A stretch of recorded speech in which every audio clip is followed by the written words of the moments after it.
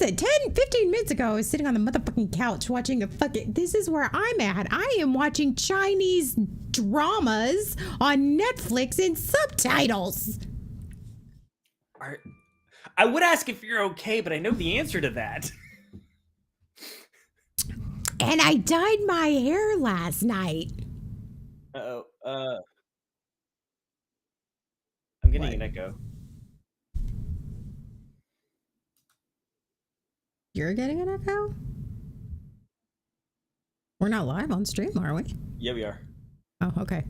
I think that's where it's coming from because I got the stream pulled up.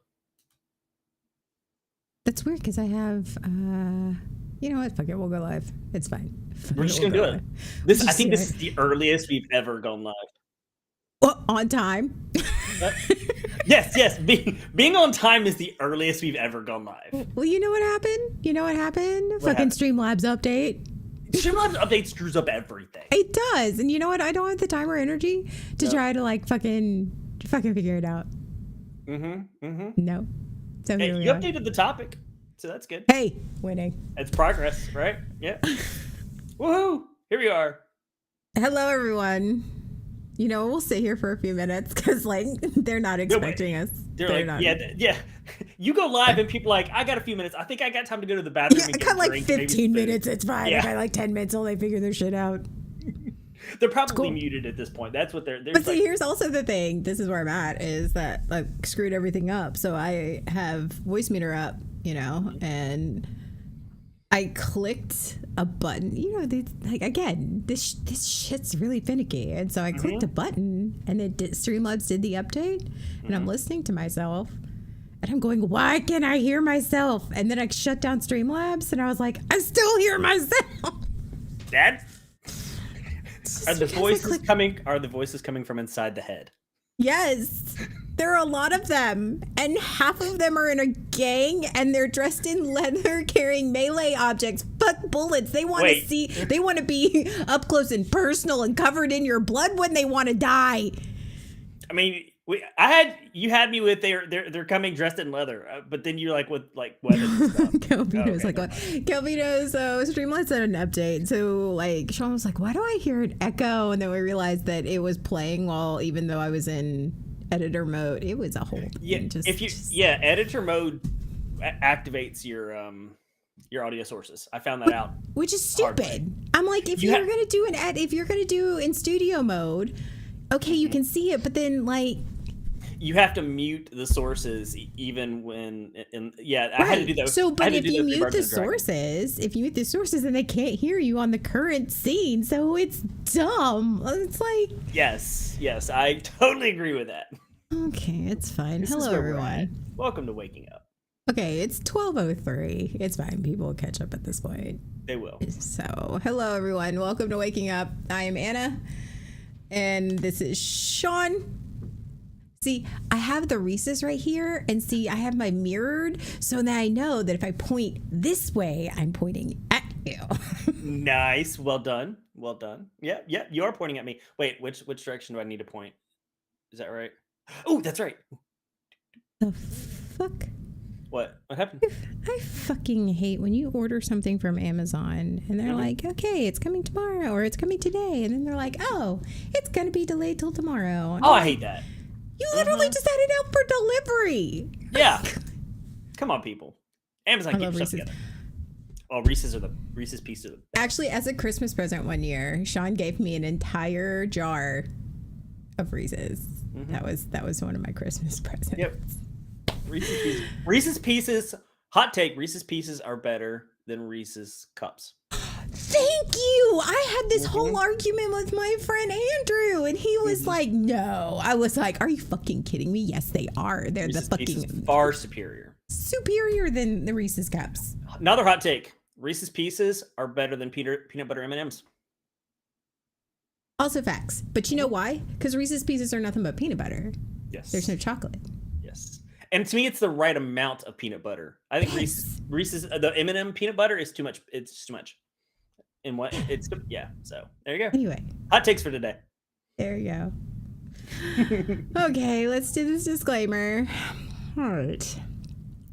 Here on Waking Up, we are not here to bash anyone's religious faith or beliefs. We think that faith and religion, when done in a mentally and emotionally healthy manner, are beautiful things. We are not licensed professionals, and you're going to find out why today. We are not. Take anything said here on this show as our own personal opinion and our own personal, we are not any type of professional advice. This is it. It is editorial only. Take it at your own risk. Yes. Yeah. But we do have information that if you do need professional help, we do have information to help you get in touch with professionals. Just message us on our Discord or on our socials at Nerd Mom Ace or at Dorian Sombra, and we will be glad to help. But usually the Discord's the best way to find us because everybody's on there. It's also a great support system.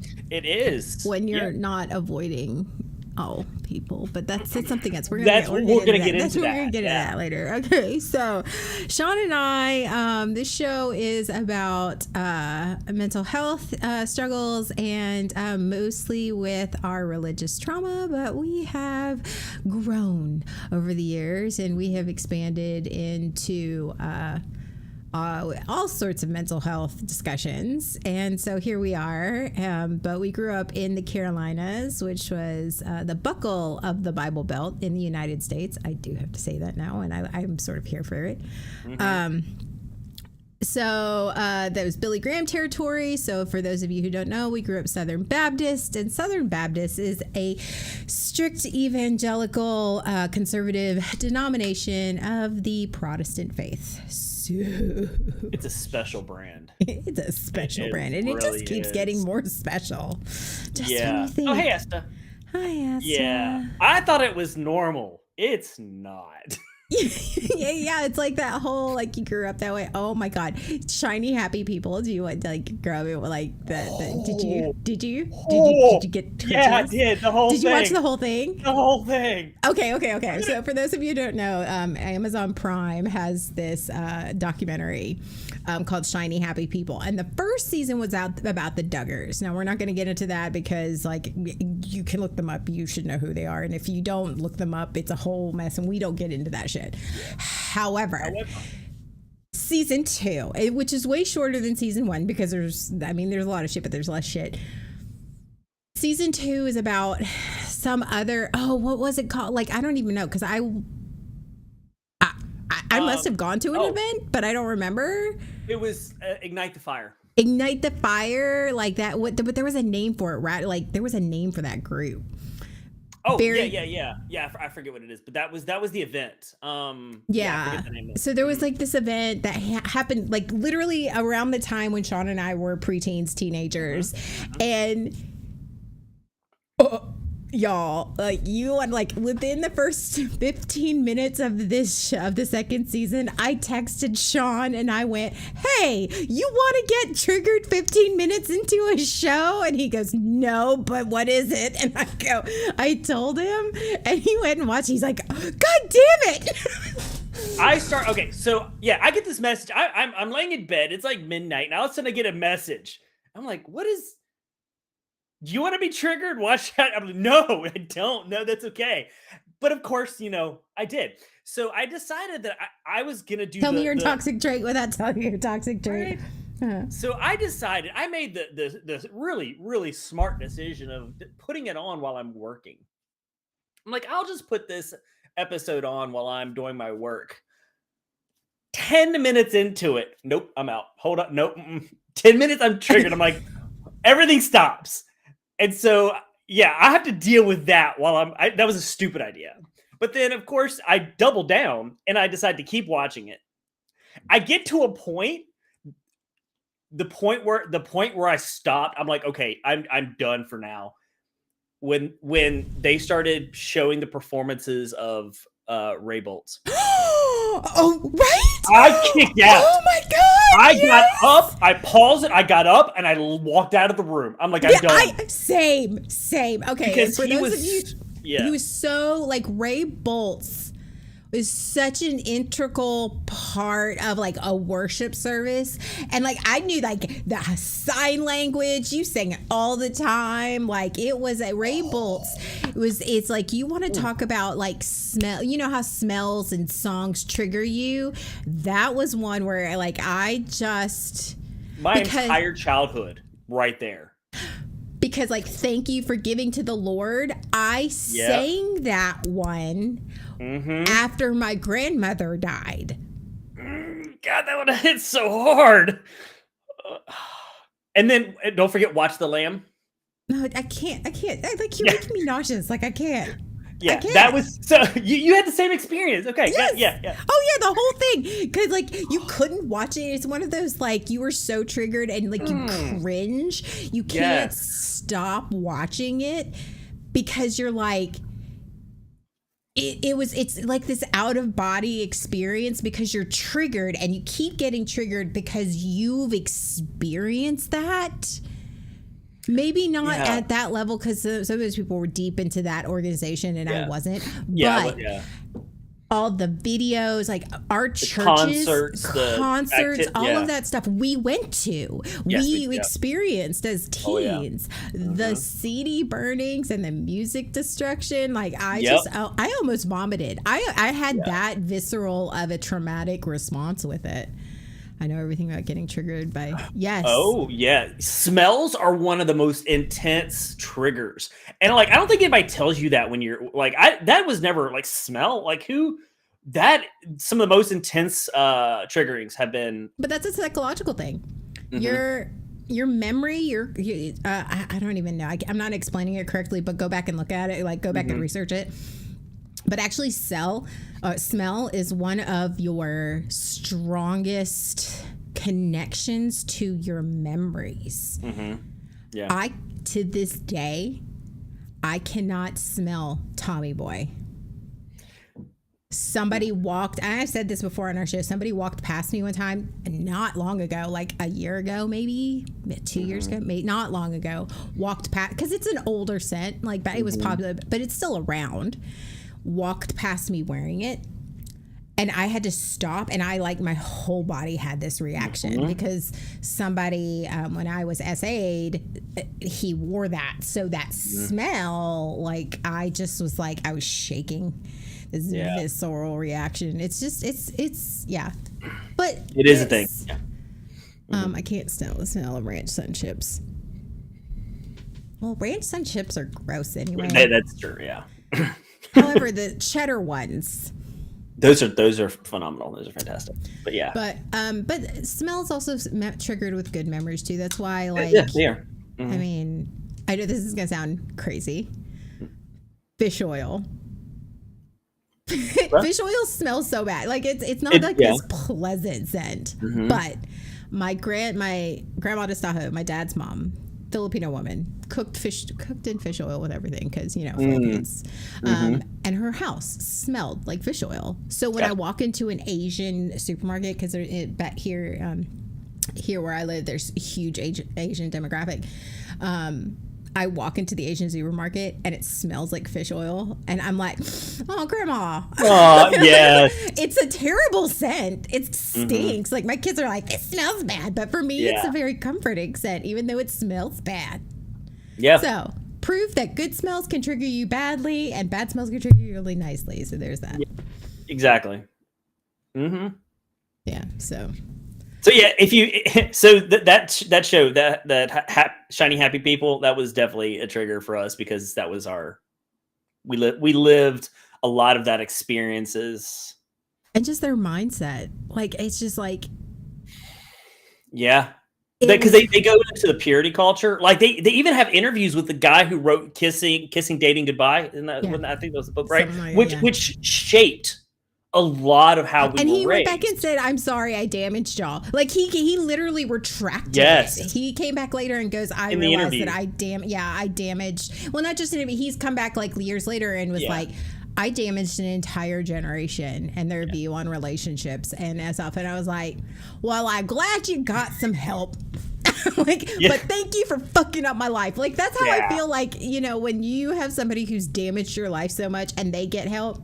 Mhm. And I feel like that's how people react now that I'm healing, and I come in and be like, I'm glad you're getting help, and I'm glad you recognize the damage you've done, but you still fucked me up, asshole. Like, that was this guy. So, smells like Teen Spirit. Yeah. Thanks, Kevin. All right. So today's topic. Oh, it's fine. I'm fine. Nope. You're fine. You're I'm fine. fine. Are you good? You fine? I'm We're fine. good. It's all fine. It's all fine. We're all fine here. Okay. Yeah. Twanus. Good morning, fellow humanoids. Hi, Hey, Twanus. Twanus. How's it going? Twanus. Okay. So I'm depressed. And I don't mean like depressed, like I'm sad something happened. And like I'm really depressed. Like I didn't shower this morning. And Sean's like, "Are you a Barbie girl?" I was like, "No, I have a clean. I'm a clean shirt girl." Like it was something that was clean. Yeah. So there's just a lot of shit going on in my life, and there's only as somebody anyone will tell you, even though I have all these tools to help me cope and get me through, it doesn't necessarily just because you are all prepared for the storm doesn't mean the storms don't happen. Housemate moved out. Oh wow, is that a good thing or a like? What is your response to that? Yeah. So I have there's just a lot of shit going on, and I'm depressed. And when I get in this level of depression, I pretty much go silent, like dead air. People will text me, "Hey, how you doing?" I'll look at it and not respond.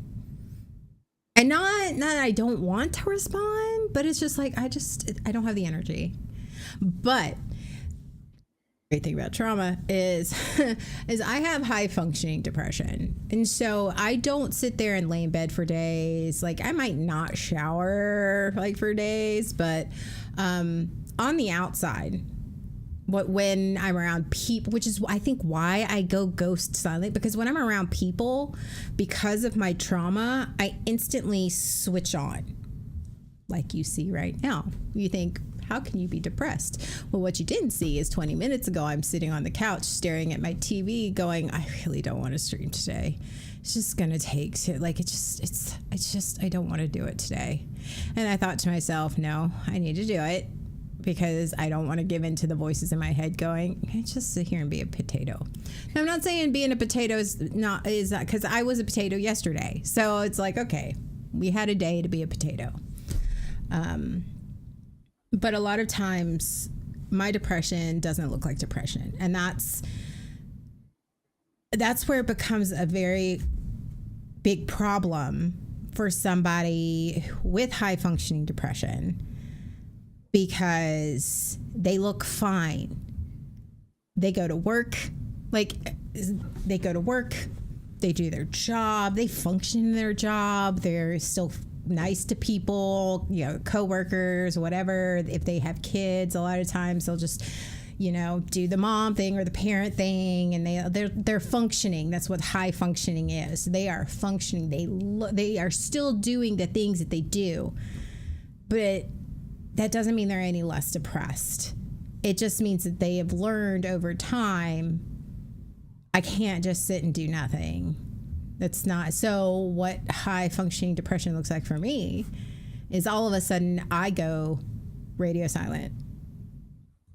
I will do what I have to do with the people that I have to do it with, and only the people that I have to do with. And even when my friends are like, "Oh, we're just checking up on you," I will look at it and I will just be like, I just don't have the energy to talk to you.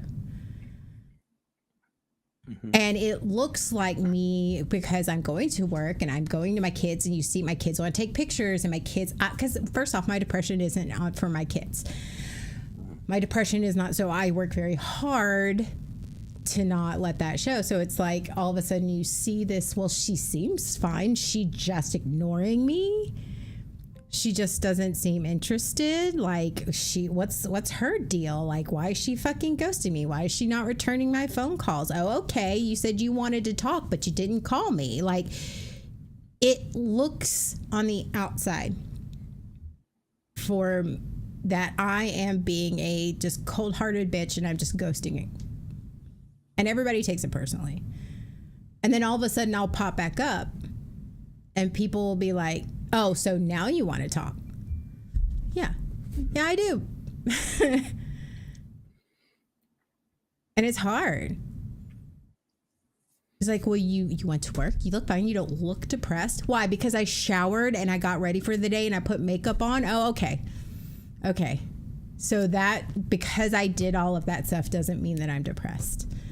And and there's so many people who look at that and go, it must not be that bad. Okay. All right.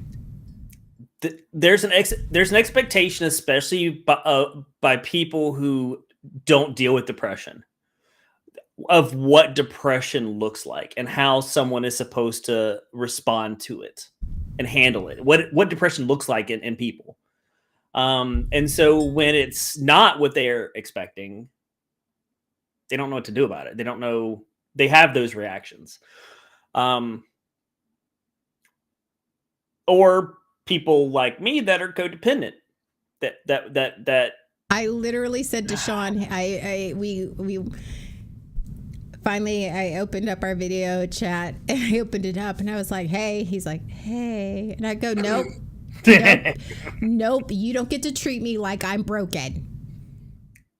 Because that's the one thing that will piss me off. You can meet me with compassion. And this is just me personally. Not everybody is different. Everybody handles their depression differently.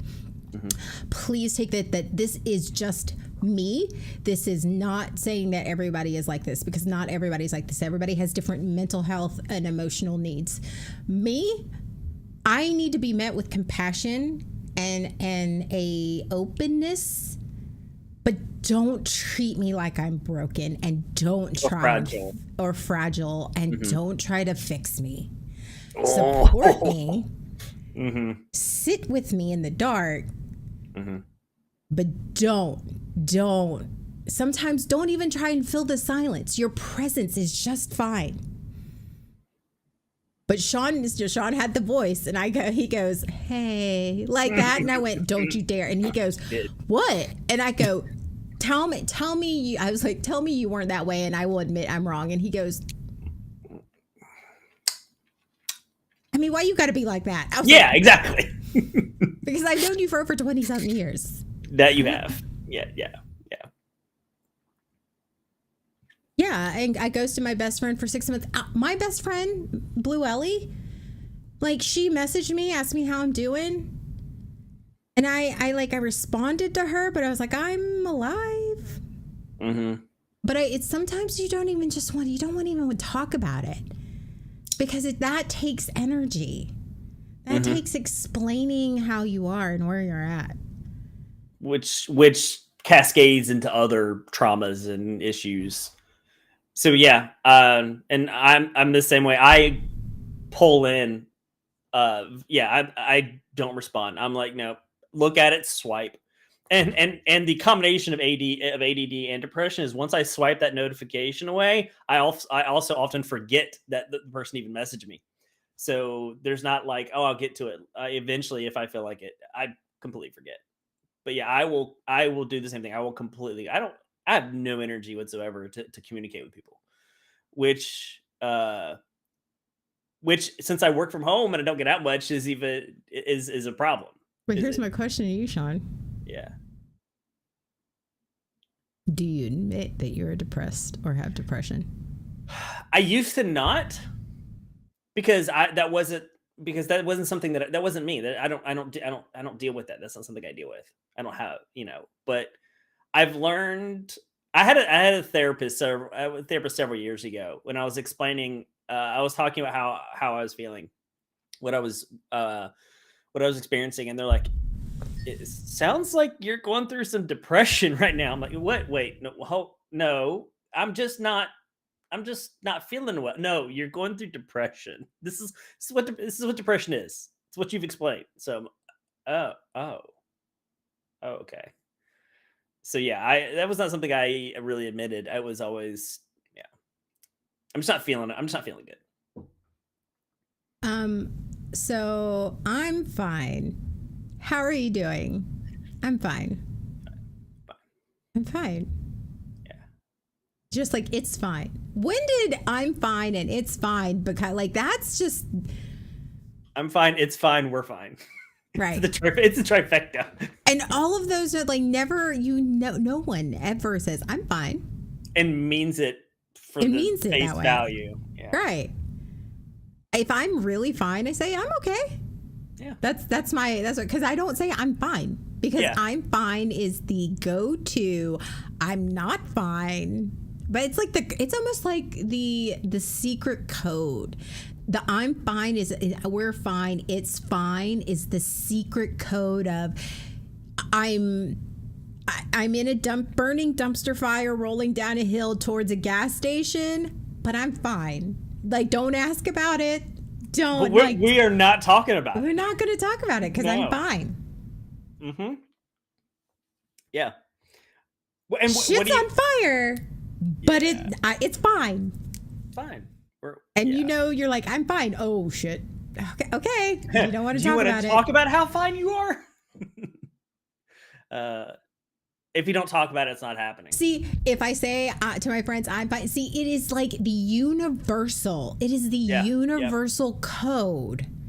Like it's Something ain't almost our generation and down has gotten to this whole unspoken code of things like we need to talk. Is never just a hey, we're gonna have a conversation. I'm fine. It's fine. Mm-hmm. Like those are things that like it's universal. Yeah, it is very commonly accepted that those do not mean what they are at face value. Those have a very different meaning. Right. Mm-hmm. Yep. So and then yeah. Are there others? This is a question more to like the community. Like, are there phrases that you use that kind of had that they never mean what they are? Mine. So if sometimes somebody's like they can tell something's. I'm tired. Yeah, that's exactly where I was gonna go. That is mine. I knew exactly what it was because I was like every time I'm just tired. I'm tired. I'm just tired. I'm tired. Yeah, UK, you look like you might. Are you sick? No, I'm just tired. Yeah, you're sounding a little snippy, like you're upset. Are you okay? No, I'm just tired. I'm just tired. That's Sean's. Like Sean's. That is mine. That is absolutely mine. Yeah, I've tried hard not to do that. And see, I'm the same way with I'm fine. Like I'll walk into my therapy session. How are you doing? I'm fine. Oh no, we're not going to do that. Like I try really hard not to use I'm fine when I'm not. Yeah. Is there one you say that is not that, but is it's for you, it's what you're gonna say. You don't want to say I'm fine, but you're definitely not fine. Is there something else that you say? Like for me, what? Jay said living the dream. Oh my God. That's what I was going to say. Searook says that all the time. Searook says that. So how are you doing? Living the dream. And I'm like, is it a nightmare? Because your dream is different than my dream. Like, what is that? That's exactly what I was getting to, Jay. Was someone living the dream. The other one that I was thinking of is It's Another Day in Paradise. That's the one I use a lot. When the dumpster fire it's lit and it's barreling down the street, it's not a day in paradise. God, now we're triggering ourselves. You're triggering me. Like I only have enough energy to mask for so long. I can't, like, why? Couldn't be better. Couldn't be better. Yeah, that's one. Absolutely. We're so masking. We're masking hard when it comes to that stuff. I'm masking now. What are you fucking talking about? Oh, yeah. Yeah.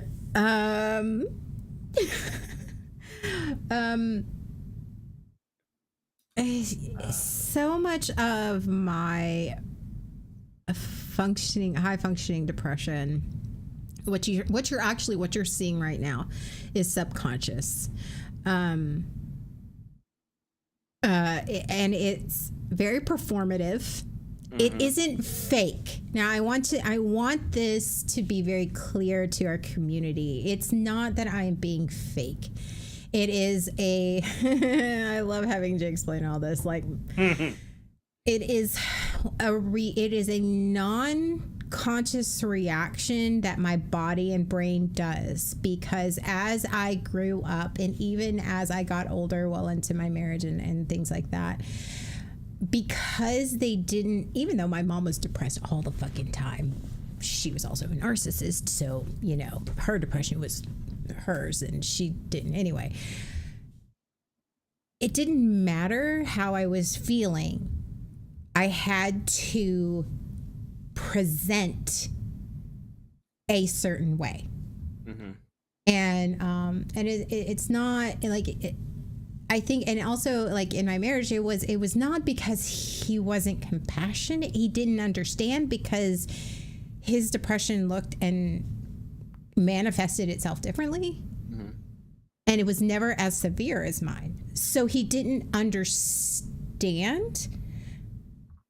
And that's okay. You don't have to understand what that looks like or feels like. But it was very much, I had to be okay. I had to be okay because we had kids. He was working all the time. So it wasn't like I had the luxury of going, I don't want to do the dishes and I can't do laundry. And you know what the bane of my existence as a high functioning depression person, somebody with depression, is? You know what the fucking bane of my existence, especially somebody who is a beverage gremlin, is? Fucking hand wash only cups. Can I go on a rant about fucking hand wash only cups? Do. Fucking Yetis and these fucking, luckily I now start looking for coffee mugs that on the bottom that say dishwasher safe, because that is fucking horseshit. I love having the 40-ounce cups and whatever, but if I can't put it in the goddamn dishwasher, what the fuck? And this is total horseshit, as I am looking at a sink full of dishes and I'm like, I have the energy. I have the energy to put it in the dishwasher, but now I gotta hand wash all these goddamn cups and I don't fucking feel like it. But fuck hand wash only cups. Fuck it. That is fuck a thing. them. You know what? It's fine. I'll let all of the varnish and fucking peel off at this point. I don't give a fucking goddamn about that. All right, back to our regularly scheduled program. Said thank you. Have a nice day. Can you tell I did my dishes this morning? Which is one of your least liked chores, isn't it? Yeah.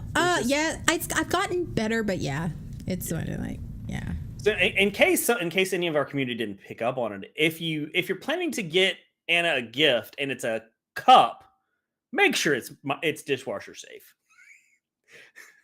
Which means no color changing mugs. Just gonna throw that out there. I'm helping out our community in case anybody wants to get you something. They have good intentions. Yeah, absolutely. Yeah. If it happens, it happens. But I'm just saying, if you want to find it's going in the goddamn dishwasher. It is going, like today I was like washing it. I was fucking cursing the entire time.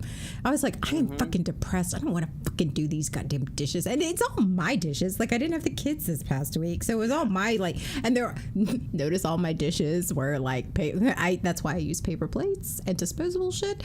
And all of the dishes were my cups because I'm a beverage gremlin and I have like 3 collections. Yeah. Also, I'm better when I'm better than I can sleep when I'm dead. Yes. Oh, that's. You're working really hard. You're burning yourself. Yes. Yeah, if you're burnt, especially if you are a people pleasing golden child or like overachiever. Welcome to this podcast. Hi. Like. You're like, you need sleep. You need self-care. I'll sleep when I'm dead. It's fine. This needs to get done. It needs to get done. Yeah. Who else is going to do it? Who else is going to? Oh, yeah. Tell me you're a hyper independent. Who else is going to do it? I'm calling myself out on that one too. It's insane. Yeah. Yeah. Yep, that's a very common one. But why we ghost people we love. Yeah. Ooh. That was yeah. Yeah, there's just no energy. It takes all the energy I have to go from moment to moment and to deal with just where I'm at. There's communicating and then like, well, what do I communicate? And like, no, swipe. No, there's absolutely no I asked energy for that. Logan to compose a text for me to go to my friends when I'm depressed, and he gave me several. Really? Yeah. Okay. And one of them was really funny.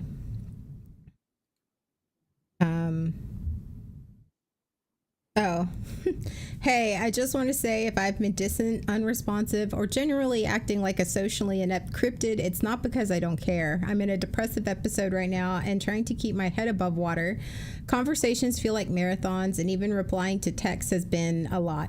I still love you. I still care. I'm just struggling. Please don't take the silence personally. I'm doing my best, even if it looks like radio silence. I'm not a shit friend. I'm just a tired one. Thanks for being in my life, even when I suck at showing up. I was like, write me some texts. Write me some texts because, like, it's again, this pastor was like, you've been non-responsive. Like, are you dead or like what? And it takes energy. That's what I mean by the whole reply. Because it's not like if it was as simple as going as like 1 or 2 word replies and just leaving it at that, I might be able to manage that. But it's never, especially as an overthinker, it's never that simple. I begin like if I want to write the text, my brain begins processing. What am I going to say?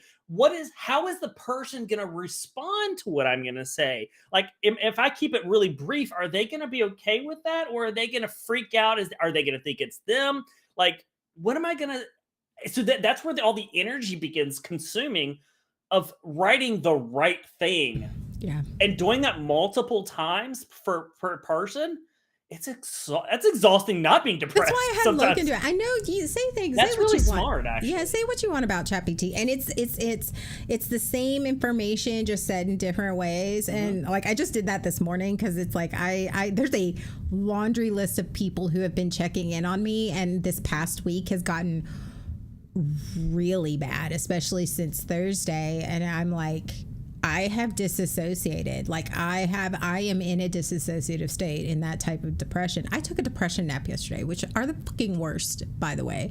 I woke up 3 times last night because I had nightmares. I don't have nightmares. Like I haven't had nightmares in years, and I woke up 3 times in nightmares. I'm like, oh, this is where we're at.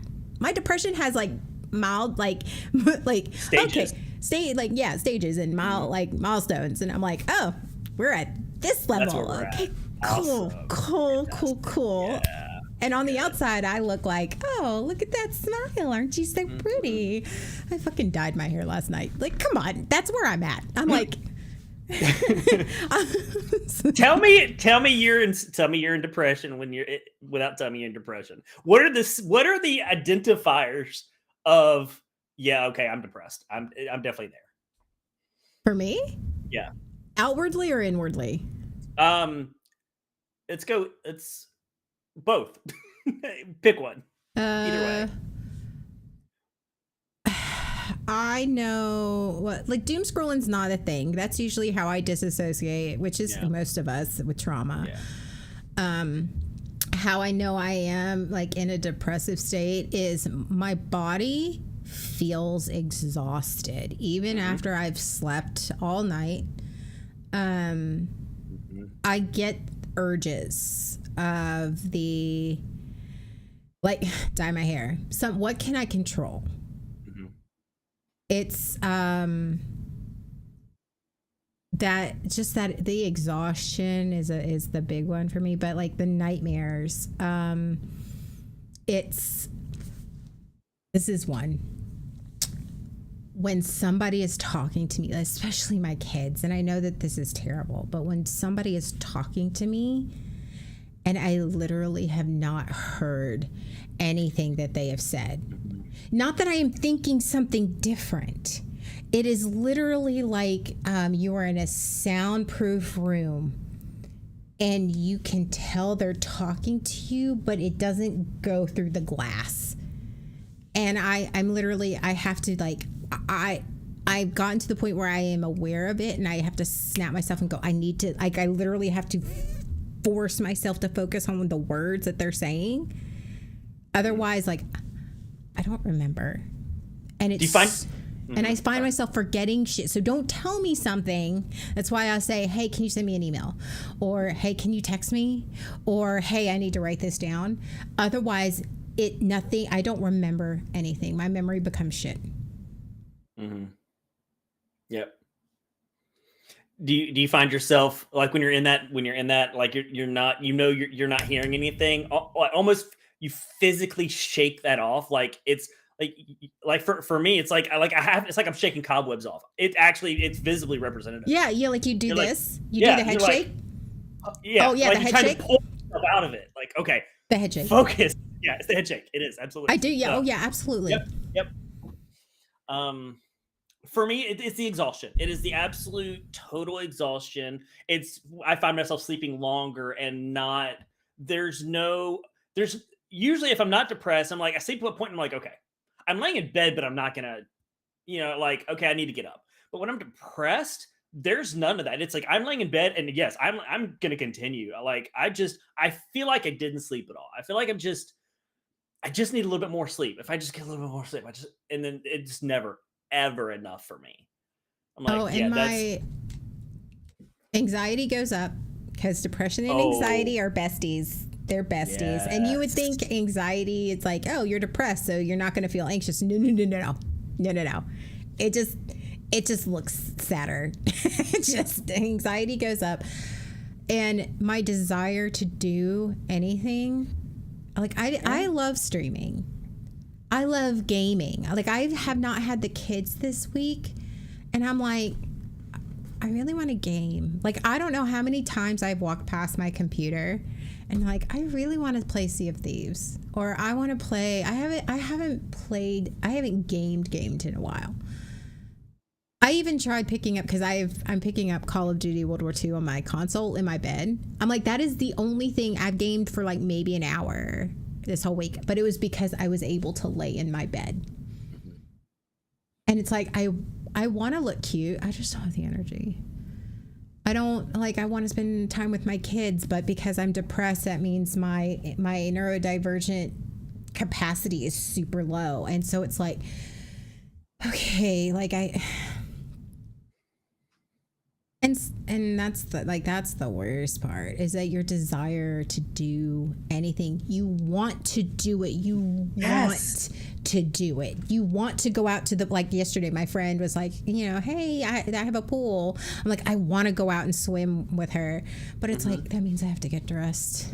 And it's so beyond the whole introverted extra, it's like, oh, that means I have to go out and do that. No, it's like, I actually have to function. I want to do it. I want to go. I want to do it, but I just can't. It's a bit like the executive dysfunction.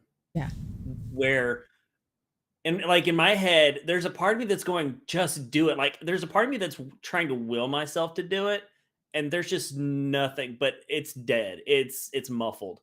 For me, it's I will go through. Keep talking. I gotta pee.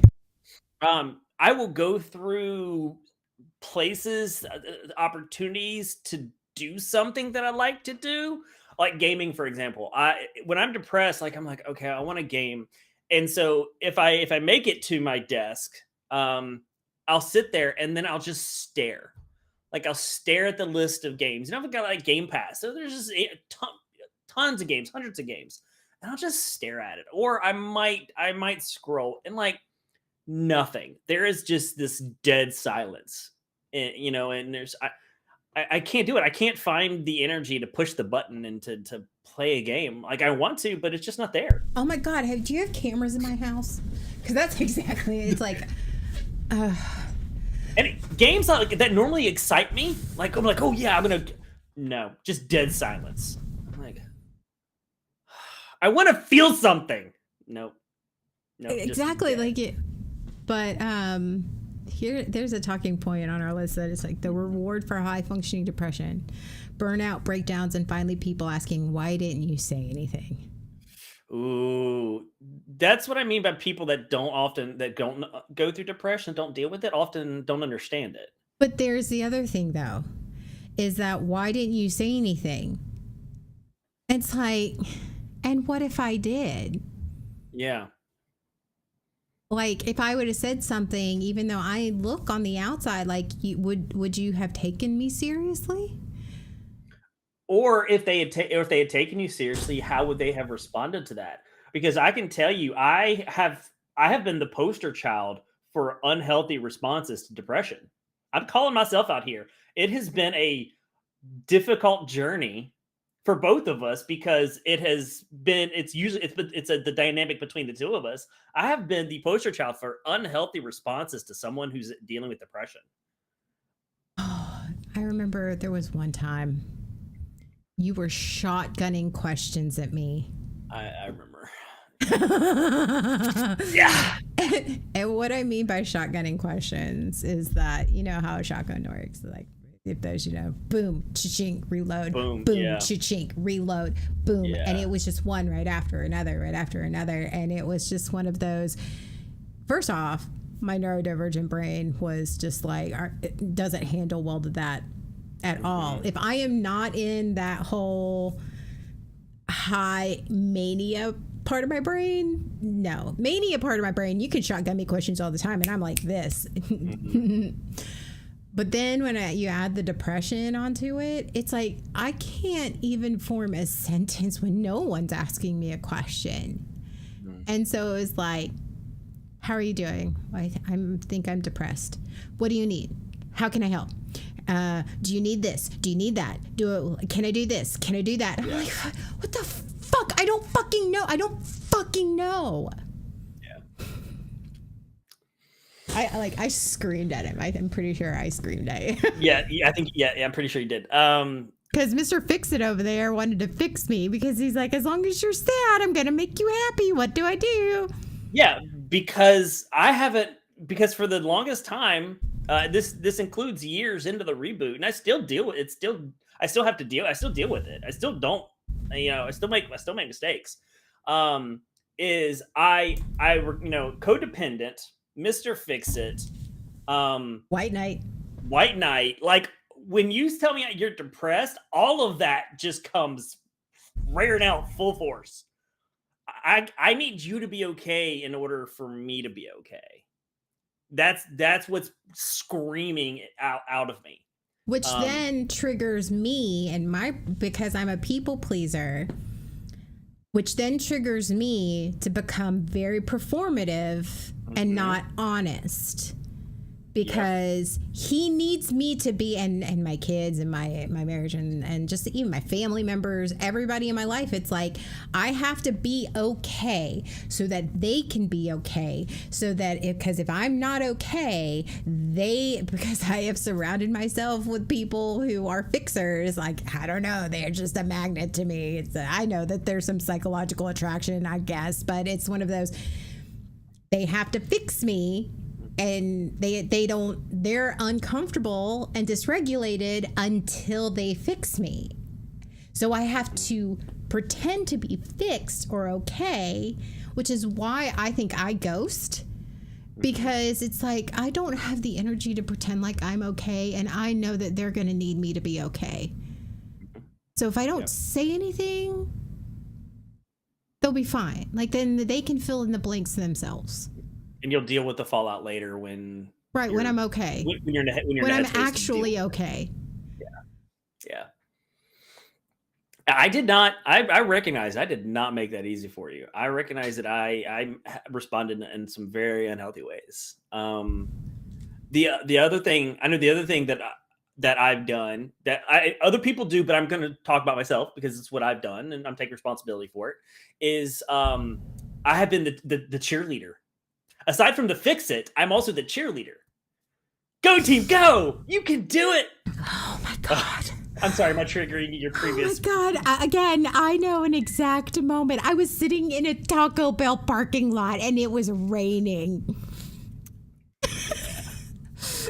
God love him. You try. I'm not saying It's you that don't golden try. retriever energy, just screaming. Like he's uncomfortable. He doesn't know what to say. Yes. So I he's like, you've got this. You're strong. You got this. Fuck it. I know that. Thanks. I'm aware.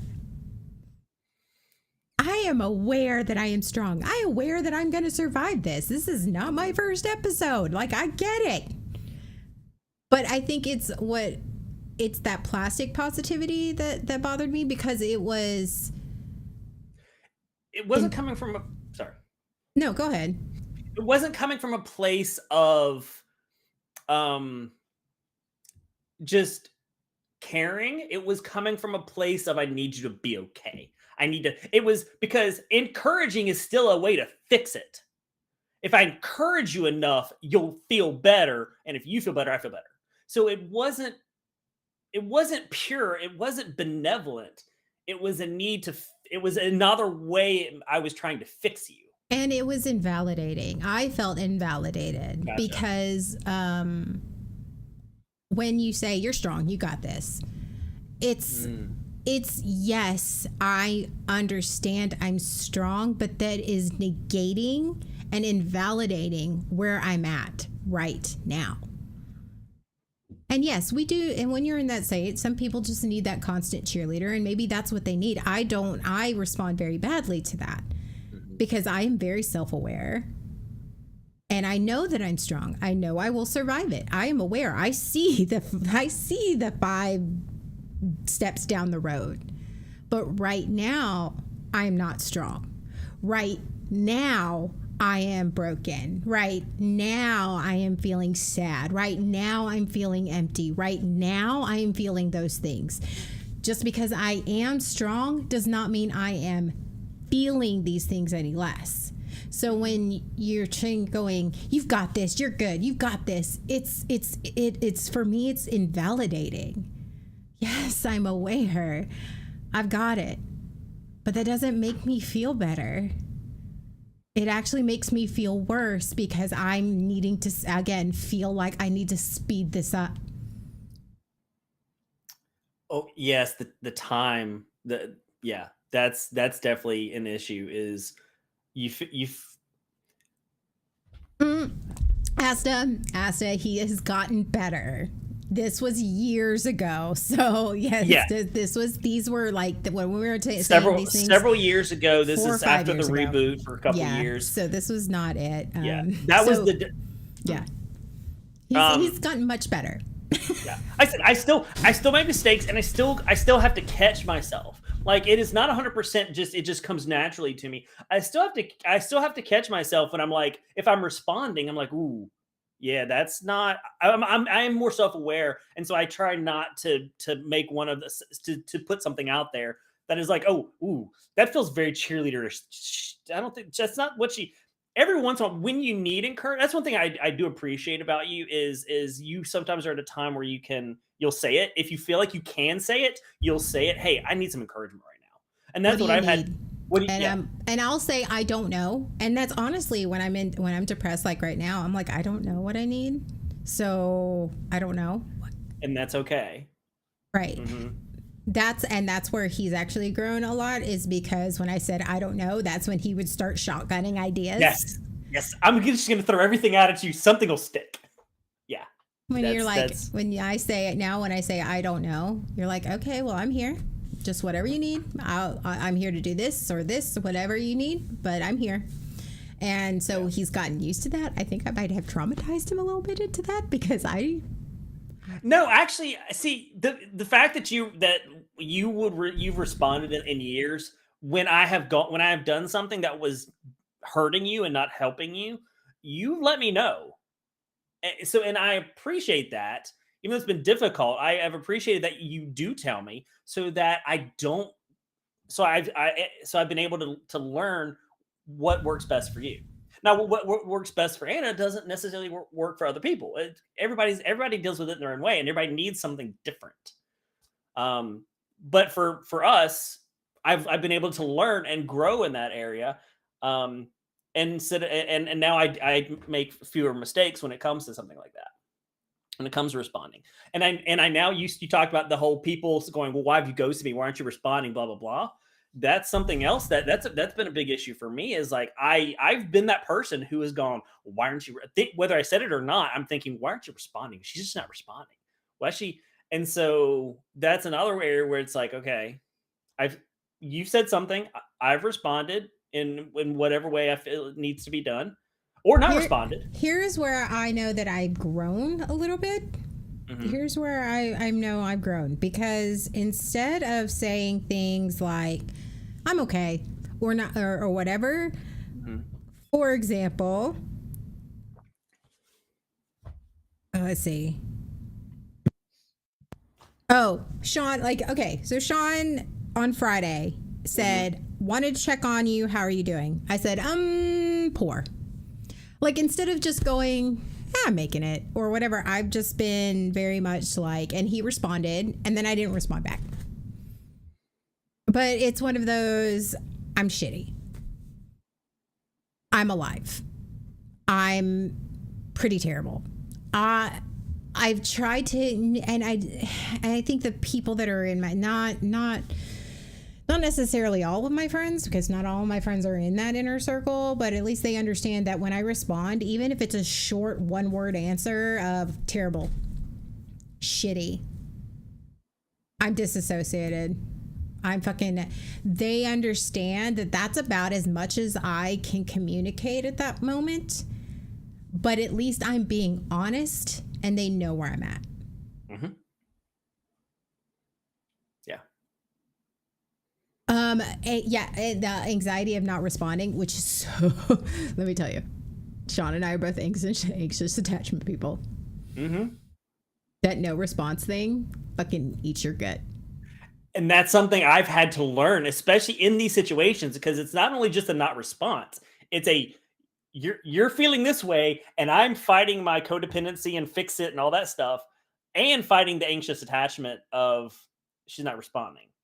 If she's that bad, why doesn't, if she's not responding and telling me everything that's going on in her head, then she must be telling somebody else. That means that she doesn't trust me, or she doesn't whatever. I'm not, and it was like, it's not you. Like, I don't know how many times I've had to tell Sean, it's not you, it's everyone. I'm not talking to anyone. And even if you were, so what?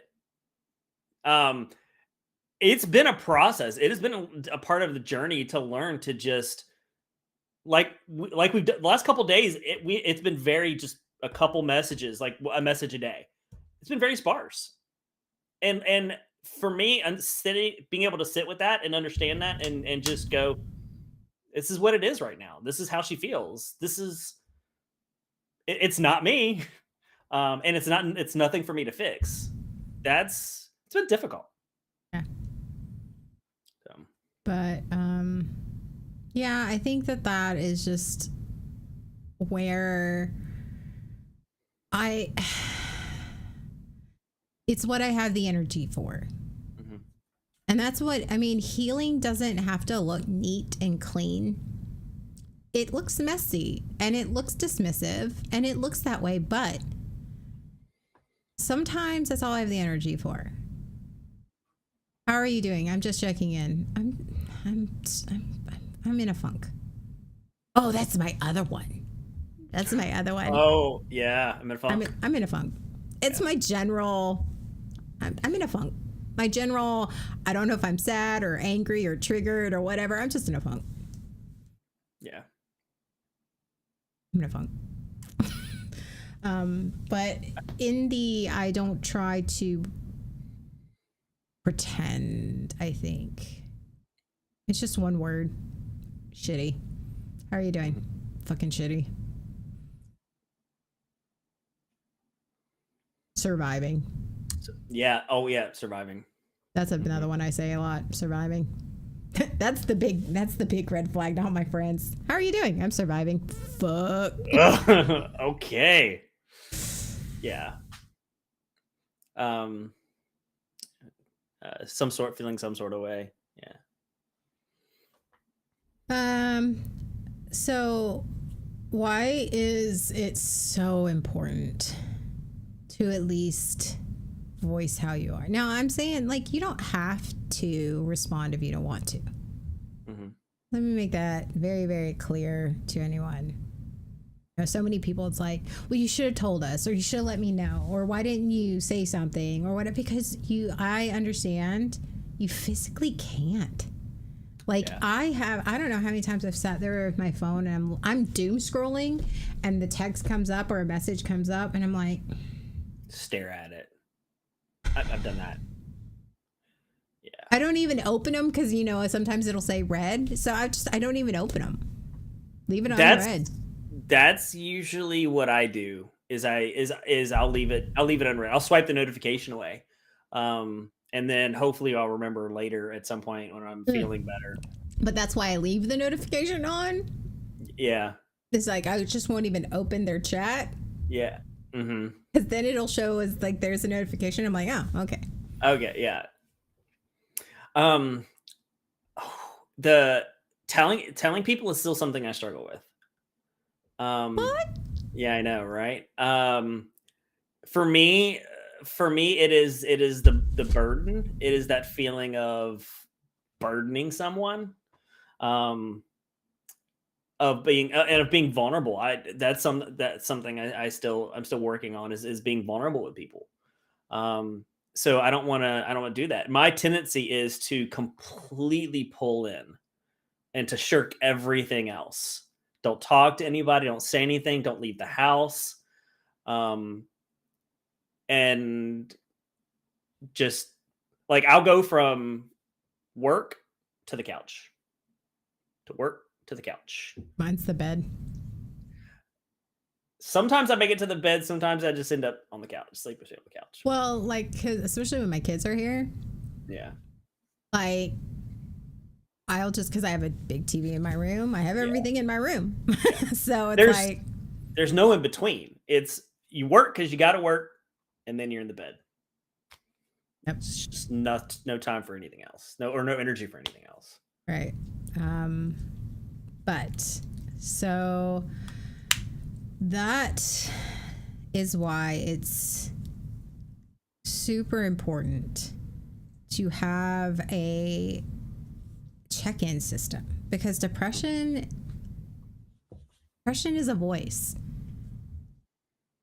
Honestly, okay, big mouth may be a lot of things, very inappropriate and very all of these things. Like, okay, I'm just gonna say that Big Mouth on Netflix is wholly inappropriate and my type of humor. But the one thing that I think they got right, and especially if you watch Human Resources too, I think that one's like, again, distasteful and off color. And if you don't like that, okay, that's fine. But when they introduced Depression Kitty and in the Anxiety Mosquito, I thought that because like the Depression Kitty, when she comes in and she's just like, she's this voice in your head. No, don't do it. Just lay here and just doom scroll. I'm gonna, you know, and she lays on top of the character like a cat does, but she's like this huge like cat, and she's like, the girl's like, you're so heavy. She goes, it's fine. And I went, that. Yeah. That is what it, like, if anyone wanted to know, like, that is what it feels like. Laying in bed. Why don't you want to do anything? Because it feels like 100 pounds of weight laying on you, an extra one, and you know, but just this whole weight laying on you, and it's just like your muscles can't move, your brain doesn't move, and it's this voice in your head that is just lying to you. And everything feels like you're moving through sludge, and your brain feels like it's thinking through sludge. Like when the gears move, that's what it feels like. And especially with those with high functioning depression, it's like the backup generator's on, and we're running at full capacity on the backup generator, but the main system's all fucked up. Yeah. But it's the backup generator for a reason. It's only supposed to be for backup, but it's all you got. And that's why burnout happens. Yeah. That's why when eventually you're not, it's like the spare donut. Like, you're not supposed to drive on that.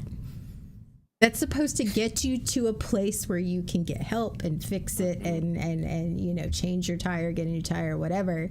You're not supposed to drive on that for a long time. It is like, and that's the same way with depression. Now, can you extend the timeline? No, like, you don't know how long it is, but that is where your support system comes in and why having one is important. People that will check in on you. People who can see you and you're messy and go, okay. And people who know you well enough to know your threat levels. Like right now, I'm at like one of those, I'm like yellow, maybe orange. But I know that if I got to the level where my backup generator burnt out and I'm laying in bed and nothing's getting done, I have a group of 5 people that I know that will be at my door within 2 days and go, no, we're taking off and we're going to take care of you. Yep. And I, of course, will protest. No, don't do that, because no, it's fine. And I'll feel guilty. And they will tell me to shut the fuck up. And they will do my dishes. And they will do my laundry. And they will, or if they can't get here, they will send me food. Like, DoorDash is a thing. Absolutely. We will protest and we will give you tough love. And we will do it because we care about you. But they won't say, hey, cheer up. Or hey, whatever. They will say, get a shower. You smell. Okay, you showered? You don't have to get in real clothes. You can get back in, but you can get into pajamas again. But, like, you have to at least shower. When was the last time you brushed your teeth? We don't need to talk about that. Shower for me is that's one of the signs that I've hit a point is showers and my contacts. When I get to that point, showers are just like, I don't even think about it. Like, when I realize, when I think back and go, when did I last take a shower? I don't remember. That's a problem. Or I will stop wearing contacts. The effort to put in my contacts. No, I will stop wearing. I'll just put on my glasses. That's why I have the 9-day contacts. Yeah. Yeah, so I don't have that. I'm like, I got the kind where like you can leave them in a week, and you can sleep in them and you leave them in a week. Yeah, that's I take a nap in mine. I'm regretting it. No, that's why I purposely got that brand and that kind, because I can sleep in them for a week and let it. You're not supposed to. They don't advise it, but you can. Personal hygiene goes out the window because you don't care. Yeah. You don't have the energy. There is none. Why? What's the point? That's kind of what happens to it. So yeah. And the like I work out during my lunchtime because that's what I do, because that's probably that's the only time I can carve out for it. And I knew something was up, because I'm pretty dedicated at least to that. It's like I can spare 30 minutes, but I pulled into the parking lot Friday, and the whole way there I was going, I don't want to work out. And it was not I don't want to work out because I'm sore, or I don't want to work out, but it was like, I don't want to work out. I don't want to work out. I don't want to do this. I don't want to do this. I don't have the energy. I don't have the energy to change. I don't have the energy to do any of this. I just sat there. And then I pulled into the parking lot. My car just sort of automatic pilot drove there. And I sat in the parking lot for a good solid 2 minutes going, I could easily not go in there right now. And then I thought to myself, you know what? I'm going to do it. I'm going to go in. I'm going to go in. I don't have to do anything strenuous. I don't have to do because I've been running and trying to run a little more, but it's like, I don't have to run today. I'll lift weights. That's low. Like, yes, I'm lifting heavy, but okay, I am not straining myself. I'm not having to use excessive energy at once. And so it's like, okay, I'm going to do that. You know, I went, I did it. I was like, you know what? Win. There you go. Absolutely. That's a huge win. When you're going through an episode, especially when you're going through an episode, that is a win. And I'm like, that's the thing that forces me to shower. I think that's a part of me that forces me to shower, because I don't shower like after I work out, but like when I get home or the next morning, I'm like, I worked out yesterday and I reek. So I need to shower. I've noticed So the same thing. If it when I work out, forces me to shower. So at least that's sort of like my brain going, this is A plus B equals C. So I know I'm going to at least shower. yeah. Okay, Twanis, you saying that triggered something in me. You wanna tell us what that triggered? What it was, Twanis? You don't have to. I'm just asking if you want to. We don't know what he says half the time. No, I don't. But the workout, see, the workout is you talk about forcing yourself or going through and working out. That saying that to someone else though, I've heard that one gets people in trouble. The whole oh, you're depressed, you should just work out. You just need to, yeah. That whole you should just do something. If your sentence to someone who's depressed is you should just, don't say it. Just stop. Working out is a very common one. Oh, you just need to work out. You just need to get outside. You just need to, you just need to do something. No. Fun fucking fact, I've worked out every day this week through my depression. I did not feel better afterwards. I didn't feel happier. I felt sweatier. My body felt sore, but I didn't feel fucking happier. Yeah. That's not. And actually, I'm pretty sure one of my workouts I disassociated because I worked out for an entire 30 minutes and I don't remember what weights. I don't remember what body parts I worked out. I'm like, I guess I literally thought to myself, I guess I'll find out when I'm sore tomorrow. I was thinking that, yeah. You'll figure it out. Your body will tell you. But right now, yeah, I don't know. I'm just sweaty and gross. I don't know what I worked out. I know I did something. Mm-hmm. So no, I don't feel fucking better. Yeah. Get outside. Yeah. That's what I'm saying. That's Get another some one. Sun. The vitamin D will make you feel better. Not that vitamin. No. Yeah, no. Mm-mm. Really? This is where that is where you went. It snuck out before I could clamp it down. But let's talk about sex drive and depression, shall we? Let's talk about that. Yes, let's talk about it. It's that you don't care about cleaning yourself. My ex broke up with me. Oh, wow. Ooh. Oh, yes. Oh, wow. That's awful. Yeah. That is, I think that's very common. That the hygiene goes out the window. That's a big sign that you're going through a depressive episode. Is that goes out the window. And people that don't understand that don't deal with depression, they don't get it a lot of times because they've never had to deal with that. And so, yeah, someone.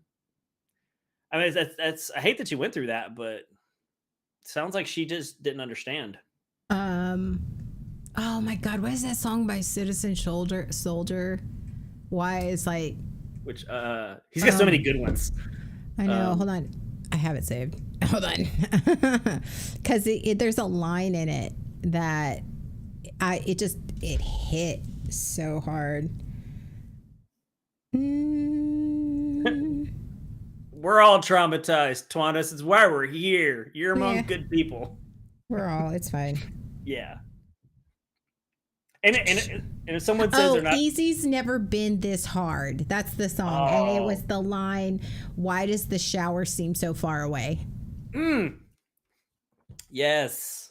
Yeah. Yeah. It's like, how'd the shower get 10,000 miles away? It does. And why does getting out of bed feel like I'm moving mountains? Right. Yes. The simple act is not easy. And that's a distinction I've had to make, is that something may be simple, but it doesn't make it easy. The act of putting your feet on the floor and getting out of bed can very much be a victory. In a depressive episode, that in itself, forget the hygiene, just get out of bed. Yeah. That's a victory. And I think it's important to celebrate those victories when you're in those episodes, because that helps. That's important. And so you don't have to, like you said with the working out, it doesn't have to be, I'm going to have a big hour-long workout and I'm going to do all. No, you had a workout. That's a victory. It doesn't have to be a big thing. Yeah. Like Sean today. Are you a Barbie girl? No, I'm a clean shirt girl. It's clean. That's the victory. That is the victory. I'm just like, it's a clean shirt. Look, I didn't shower. I mean, the only reason I even got in the shower yesterday is to wash my hair after I dyed it. Like, but like the sex drive thing, like especially when you're high functioning depression, when you have a high functioning depression, because you are expending all of this energy to just function and look like you're function, and especially if you have a partner, you're married or you have a partner and you're like, why don't you want to be affectionate? What's wrong with you? What did I do? Oh yeah. Like, why don't, like, I don't know about you, but like there's a part of me, because I'm a touchy-feely person. Mm-hmm. But when I'm depressed, my neurodivergence and it goes through the roof again, anxiety and all that goes hand in hand. Please don't touch me. Yeah. Hugs don't feel comforting. Mm-hmm. I think I might be okay holding hands because I hold hands with my kids. I think that, but don't touch me. Yeah. Don't touch me. Don't. And especially when they're like trying to be all cute and loving and you're just like, I don't have the energy for that. I know I love you. I know I'm sexually attracted to you. But please don't touch me. Please don't tell me I'm sexy, because I don't feel sexy right now. I may look sexy. I may look sexy with greasy hair and, you don't care what I smell like. And I am so glad. I am so glad you love me through the mess and the gross and the but don't tell me that. Don't. I mean, and again, I'm going to repeat myself. Some people need to hear that. I do not, because I don't feel that way. Yeah. I feel gross. I feel bad. I feel sad. I feel empty. I feel lost. I feel broken. I don't feel sexy. I don't feel cute. I don't feel, and here's the reality. I don't feel loved. And not saying that I don't know that you love me. I don't feel loved. Because again, that voice in your head is lying to you, and your chemicals in your brain are off balance, and you're doing everything that you can just to not cry in your cereal or on your way to work. Yeah. And I don't feel like smiling and telling you how cute you look and how handsome you are and all of the dirty talk that you want to hear in bed. Well, like, I don't.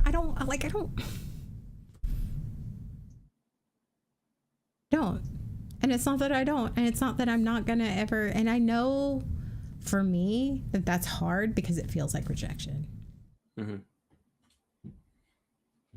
It's hard to sit in that. It's hard for when you're married to it, or you are the person it's hard to sit in that discomfort.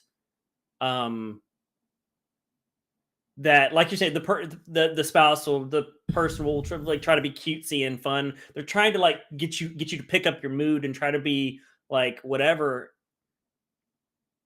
because it's hard to sit in that discomfort that the other person is feeling is depressed. There's nothing to do about it. That's what's hard for me, is like there's nothing I can do about it, and just accepting that and accepting the discomfort. And here's the thing, just like anything else that you want to do but don't have the energy for, it's not that I don't want to fuck you. I'm a person who loves sex. Look at my toy clear, like fuck it. Like I love sex, and I love all the things, and I like feeling sexy, and I like having, like, looking that way and feeling that way. But I'm not there today. And it's just as hard for the person who's depressed. For me, for me that's depressed, because I want to. Want to. Like, like in my head, I'm going, oh, he's looking really cute. Why am I having no physical reaction right now? Why am I like, oh, he's looking really good. I like when he looks like you have those thoughts, but you're not having, because your brain chemistry's all fucked up. And all the pleasure centers of your shit is fucked up because of the fucking... does that sometimes make it worse when you're Yes. looking at the person and going, they look cute, and then you want to, but nothing is gonna happen? Yeah. And even if you force yourself to, because I know this from experience, even if you force yourself to and you think to yourself, okay, I need the dopamine, I need the serotonin, I need the oxytocin, I need that, so I'm gonna try. It's not the same. It doesn't feel as good. It feels like, and you're just sort of halfway there, and then they get all fucked up because they think that they're doing a bad job, and it's like, no, you're fine. I still feel this way when I masturbate, so it's fine. It's not you, it's me, and it really is. But it doesn't do anything. Yeah, it makes it difficult. It can really it sounds like we're gonna really mess with both people in that situation. Yeah. Yeah, sucks. Yeah. So Why don't you have anything to say? What's wrong? What are you not saying? honestly, the thing that's going on in my head right now is I find I have more experience being on the end of somewhat of I said dealing with feels like the wrong phrase. Of the other person's depressed and then I'm responding. Like that's that's where I have depressive episodes, but a lot of my experience is being on the other side of it. The other Your person's depressed. anxiety's too high to be depressed. I'm sorry. Yes. That should not be a joke. I'm sorry. That was distasteful of me. So but what's going on in my head is that's where my experience is in my head. There's a voice that's telling me, by talking a lot about that side of it, I am minimizing and validating the other side of it, which is being depressed. No, I think it's helping. How do you help somebody? Like, how do you actually and healthily help somebody that's depressed? And that's what I'm trying to focus on. That's what I'm talking about, is because I think that is important too, and that's where a lot of my experience is. But there's still that voice in my head that keeps saying, but the topic is dealing with depression. So I'm having that back and forth in my head. That's where that's coming from. So There are two sides to every coin. yeah, I think that you trying to connect with the people that have depression is not your wheelhouse right now. I think making the connection with the people who maybe are supporting that person. yes, supporting it. That's the phrase. The what I was looking for. Supporting, yeah. Because my ex had depression as well. I did not handle that well. I haven't learned to handle it well until recently. So that very well could have been a big part of why the marriage didn't work, is because I was not handling that well. What? I know, No. right? Yeah. No, I have faith in you. So Get hypersexual when I'm manic. Oh yeah. Hypersexuality and bipolar and like just any type of mania. It's you're chasing the dopamine. I actually asked I had to make a rule for myself. See, that's how I know I've crossed over. That's another one where I've crossed over, because if I'm just in a mild case, I will get hypersexual because my body, like an addict, will crave that dopamine, that need to feel better. I need to make myself feel better. I'm feeling gross. I'm feeling down. I need to feel better. So I will. So I had to make a rule that if I am in a certain type of headspace, there's no sex. There's no sexual touch, and even any self-love, none of that, because that's me chasing the dopamine. Mm-hmm.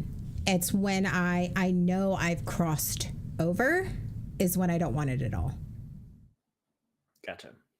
So it's like I'm in the green, yellow. Okay, oh, we're in orange and red right now, because I'm like, please don't touch me. Yeah. Please don't look at me. I know I look cute. I don't care. I'm clean. Somebody told me I smelled nice the other day. I was like, thanks, I'm clean. I don't fucking care. Mm-hmm. I don't fucking care. But I do not remember much from my yeah, that's also another thing. I don't know 100%, but that's what I've been told. It's like, um, oh, see this line right here for our closing. Your ability to show up doesn't cancel your need for support. Ooh, that's a good one. And that's where your trauma kicks in, because am I allowed to ask for support when I have either not responded to them or not been able to have conversations or been short answered, or I don't need, I have been shitty with them. And then you're ready to respond, but you then start feeling like, I've done this. I haven't been responsive. Why am I all of a sudden responding? Like, I've done something wrong. Like, as a person that, like, okay, I've been depressed, I'm responding. Do I have a right to, like, I begin overthinking that. Well, what do I say? I know the level of person you are by how somebody responds to my absence. And what I mean by that is, when I say, because I'm usually pretty upfront because I know when I'm about to start hitting a downhill spiral, I'm in a bad place. I've got a lot going on. I'm spiraling. Mm-hmm. And if I don't respond to them, or if I've gotten to that point where it's like I've said that to them and they know that I'm in a bad place, mm-hmm. But then they respond with, well, you've been distant lately, or you've been this, like very accusatory, like I've done it on purpose. Yes. Like I've been depressed on purpose. Like I've ghosted them on purpose. Like I've done something to them. I know what type of person they are. They're not supportive. They're not caring, and they are self-involved. Yeah. Does that mean that I'm requiring them to be, no, but I expect them to be kind and compassionate. Yeah. Hey, I understand. I get it. Yeah, I've noticed you've been distant, but I'm here for you. That could be How are you doing right now? Mm-hmm. But I hate the people who are like, yeah, I've noticed you've been distant. Like I've done something to them. Yeah. Or I think the response of putting a spotlight on that you're all of a sudden back, to me feels like, I don't need you spotlighting that all of a sudden I'm showing up and now talking to you. Like, it feels like a very harsh, it feels like a criticism. It's like, oh, there you are. Yeah. Like, I want to be able to just continue back into, let's just talk. Let's just have a conversation, as opposed to this spotlight of, oh, this spotlighting the whole you've been gone and you haven't talked to me. So even in that, oh, look, there you are. You're finally whatever. No, I don't need you to point out that I've been gone. I've been silent. I know that. Right. But I think that it can go one or two ways when they do that. Mm-hmm. Because I don't know, for me, I'm pretty upfront about it. Mm-hmm. I know I haven't been talking to you, but it is, and I try to be very clear. It isn't just you. I've been in a very bad place. And if they met, I know it's been a while. If they meet me with, oh, well, I'm glad you reached out. I mean, I know it's been a while. How are you doing now? Are you okay? I totally get it. If I met with compassion, yes, you're back. I'm glad you're back. Mm-hmm. I'm glad you're talking to me. I'm glad to hear from you. I'm glad to finally hear from you. Mm-hmm. That's one thing. Yeah. But when you're met with, yeah, I've noticed you've been gone. Yeah. There's a very different tone to it. There's a very different vibe to that response. Yeah. Because one is like, you did, like you said, one is you did this on purpose, and this is you screwed up. I've had depression. Are you saying, yeah, like you said, like, did I choose to have this? No. So it's one is coming from a place of concern and care, and one is coming from a place of you screwed up. You did something wrong. When you're like, I just had depression. And that's most people with most mental health issues, though. I mean, I am not saying that the things that you do while in an episode of any kind, depression, manic, whatever episode, doesn't hurt other people, because it does. And people are allowed to set their boundaries, and people are allowed to go, I don't have the capacity for this right now, because they got their own shit going on. That is okay. But there's a difference between, I don't have the capacity for this right now. Please know that I want to support you and I do love you and care about you, but I can't be that person for you right now that's open, that's honest, that's transparent, versus I don't have time for this and shutting it off. Yeah. Like, and so many people acting like, well, you hurt me. Okay, well, I was in an episode. Well, I understand you were in an episode. But like, here's where I got to set my boundaries for that. And everybody's okay. And that's not a crime. If you don't have that energy to be that person for that somebody, but at least be open and honest about it and non-accusatory. Take that responsibility onto yourself. Yeah. I want to be supportive for you, but there's only I can only be X supportive. Mm-hmm. I only have enough spoons for this. If you're expecting me to be an all-in support system, whatever, I don't have the energy for that. That's not where I'm at. Yeah. I might be able later on, but not right now. Yeah, that's very valid. It's that communication. Oh. What? Yeah, what? Crazy. Stop. What advice would you give to somebody who has a friend that is in a depressive episode? Somebody comes to you and they say, my spouse is really depressed and I don't know what to do.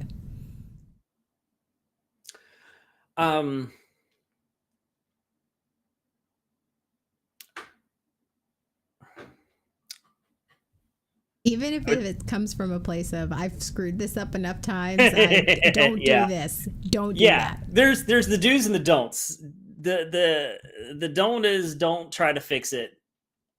Don't try to we mean well. Talking to someone who's going through an episode, we mean well, but sometimes the words that we use comes across differently than what we intended. Like, we may say something that comes across as they need to hurry this up, like get this depression moving. Right? So we have to be careful in what we're saying and what's coming across. But come from a place of care, concern and love, and just be there, because you're not going to fix it. Don't try to fix it. Just be there for the person and support them, so they know if they need something, when they need something, that you are there to provide that support for them. Whether and sometimes that support is just sitting there, just being there. And it may be uncomfortable. Yeah. It may be uncomfortable just to sit there while someone else is, sometimes you have to sit in that, because it's not about you, it's about them.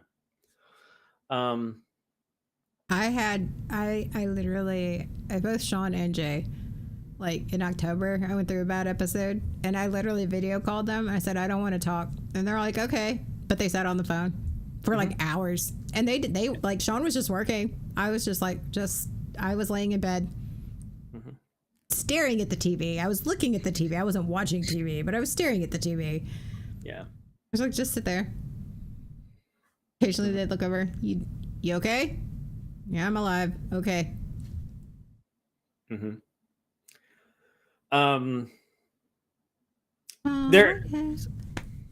Hey, Neff. You say that every time you say yes. You always say it's so happy. Should I not? Every single person. Hey, Asa. Hey, Nev. Like, we're having a serious conversation. Sorry. It's like, am I disrupting the flow of the conversation? no, I mean, just I noticed it's just very stark. Like, okay.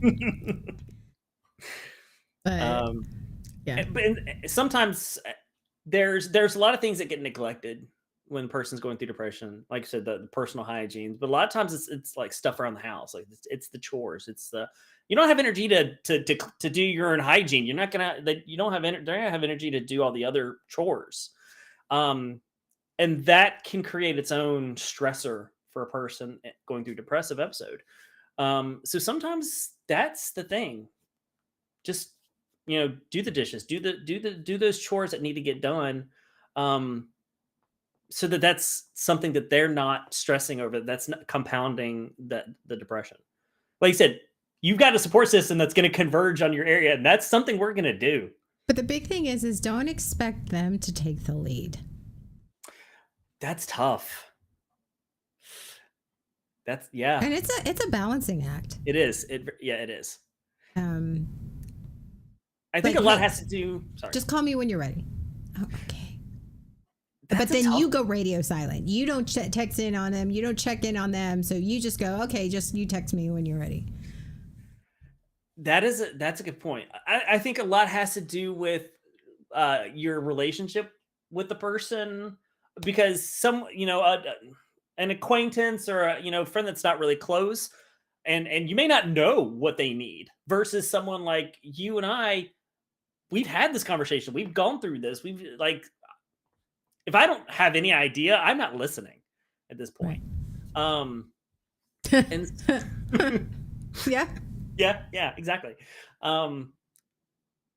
So sometimes I think it's important to support them in the way they need to be supported. But also just going, hey, let me know if you need anything.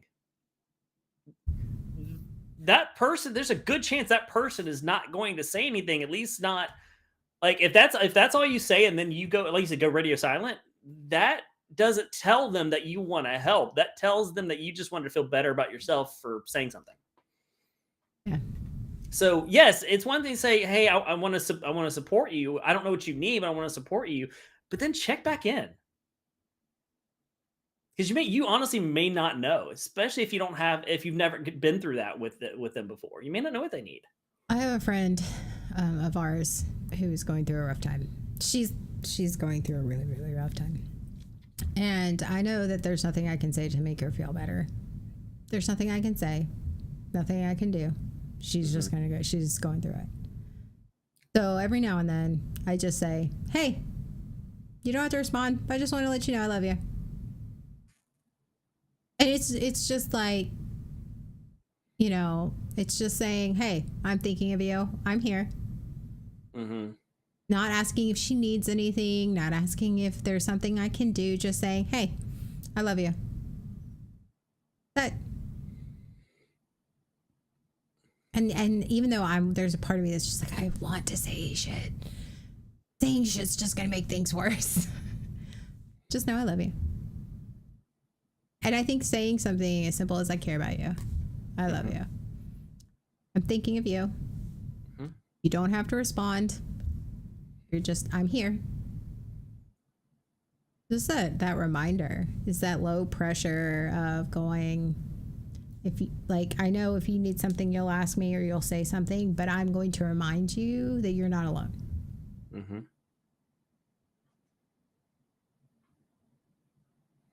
I think that no pressure is important, because there's that when I'm depressed, it's that expectation that I have to respond, especially when several people have communicated to you, and you there's that desire, like I want to respond, but I have no energy to respond. And so when someone conveys, hey, you don't have to respond. I understand, you're going through this. You don't have to respond. I just wanted you to know, or, I think it's really important. There's no expectation. There's no pressure. You're just wanted. I was thinking of you and wanted to say something. Juanis, I actually have a very similar system with Jay, because Jay's a fix-it guy. in case y'all didn't know, Yeah. in case for those of you who have not seen Jay. Jay's a fix-it guy? What? I know. I surround myself with fixers. Even my gun's a fixer in Fallout, so it's fine. It fixes problems in a very different way. Yes, it does. But all of us are fixers. Yeah, I mean, fair. I am just as much of a fixer. It's the people pleaser trauma in me. But Yeah. when I am in a spot where I am either needing to emote or vent or about something, he will ask, do you want my opinion or do you just want me to listen? Because he found out the hard way. He did too? Oh, Sean, it's not just you, boo-boo. Like, I just want you to know, it's not just you. You just take it harder and are slower to learn than most others. that's accurate. Yeah. He found out the hard way that when all I wanted was for him to listen. Just listen. I know what the right thing to do is. I know what the right thing to say is. I know what the right response should be.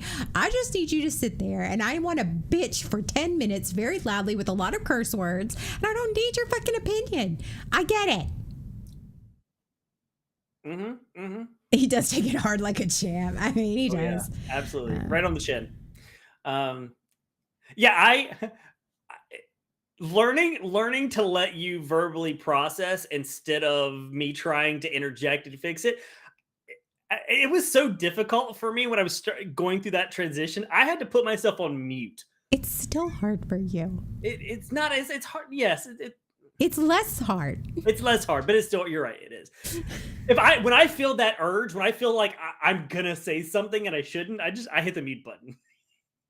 That's my saving. That has been my saving grace, because I've said stuff that immediately as it came out of my mouth, I regretted it, but I was on mute, so you didn't hear it. Yeah. Speaking of energy and spoons, I think guys, I love you guys, but I think I have masked out. So that's okay. So I told you we're starting the new segment of your assignments. Yes. By the way, my assignment, I curled my hair. That's what I did. Out of spoons, rest well. Yeah. Like, one more thing. The emoji responses to texts have been my best friend. Yeah. Yeah. They'll Your text me. emoji or their emoji? My emoji. Like, okay. They send me a text or something, or in our group chat, I'll just emote. I'm not even saying anything. I'll just emote something. There you go. But okay, so your assignment this week is replace "I'm fine" or "I'm okay" with something, a real response, even if it's just to one person. I'm fine, it's fine, we're fine. Anything fine. Mm-hmm. Replace that with, how are you doing this week? Well, I feel like I've been hit by a truck. So. All right. Love you guys. Yep. Thanks for joining us on this Saturday. Thanks for letting me spend some time with my dad, Papa Rooks, who does watch, by the way. He does? Oh, yeah. Hey, Papa Rooks. Yeah, like apparently religiously. Like he's like, I was watching this, and he may not do it like right as we stream, but he does watches like the YouTube and afterwards, and he's like, yeah. Aw. Yeah, we're talking about it. So you got the best dad. Yeah. Yeah. Yeah, he's great. He was lots of fun, but Hey, Papa Rooks. Hey, Papa Rooks. I told him everybody loves Papa Rooks. We do love Papa Rooks. Oh my god, he's a very talkative man, though. There's a lot of words in that Filipino. You'd think eventually you'd run out of words in the English language, but apparently not. No, but have you met a Filipino in real life? I've met a few. I met a couple. Yeah, I mean. Other than my dad? And you? Is that it? Probably. Yeah. Filipinos are talkative groups. Really? Yeah. Interesting. Yeah. I have to meet some more. People just make up new words. That's true. You're right about that. I need to get out more. I totally do need to get more. All right. All right. So, sorry. You do the whole ending spiel. I don't feel like doing. Okay. So tonight is let's build with Pep 6:30 Eastern on my channel. We're gonna continue the Jazz Club. Let's see if I can paste things. Yeah, there we go. On my channel, Dorian Soma, we're gonna continue building the Jazz Club. Then on